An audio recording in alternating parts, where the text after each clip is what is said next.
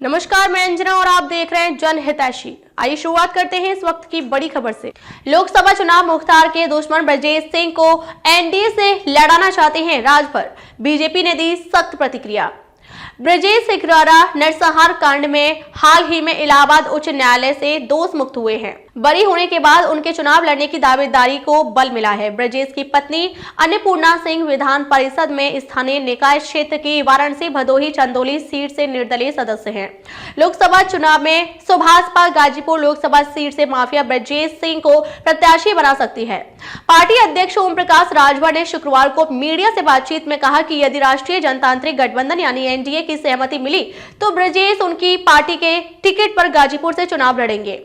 उनके इस बयान के बाद बीजेपी की तरफ से प्रतिक्रिया आई है। भाजपा प्रदेश अध्यक्ष भूपेंद्र सिंह चौधरी ने कहा कि भाजपा में किस सीट से कौन चुनाव लड़ेगा इसका निर्णय पार्टी का पार्लियामेंट बोर्ड तय करेगा। बोर्ड के निर्णय के बाद ही आगे की कार्यवाही होगी। कोई एक व्यक्ति टिकट का फैसला नहीं लेता। राजभर ने अमर उजाला से फोन पर बातचीत में कहा कि ब्रजेश की भाजपा के नेताओं से टिकट को लेकर बात चल रही है। यदि सहमति बन गई तो ब्रजेश गाजीपुर से सुभाषपा के टिकट पर चुनाव लड़ेंगे। बता दें, सरकार की ओर से पिछले दिनों माफिया की जारी सूची में ब्रजेश का नाम भी दर्ज है। मुख्तार के बाद अब ब्रजेश भाजपा ने विधानसभा चुनाव 2022 में सपा के साथ गठबंधन के बाद माफिया मुख्तार के बेटे अब्बास अंसारी को मऊ से चुनाव लड़ाया था। सपा से गठबंधन टूटने के बाद ओम प्रकाश राजभर ने कहा था कि सपा के कहने पर उन्होंने अब्बास को टिकट दिया।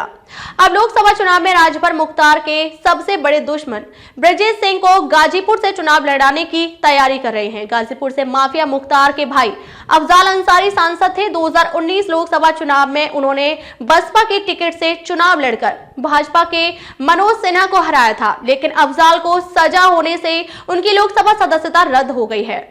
गाजीपुर में उपचुनाव नहीं हुआ है। इस सीट को भी मुख्तार का गढ़ माना जाता है। अब तक के लिए बस इतना ही। फिर मिलते हैं एक ऐसे ही बड़ी खबर के साथ। तब तक के लिए नमस्कार और देखते रहिए जनहितैषी।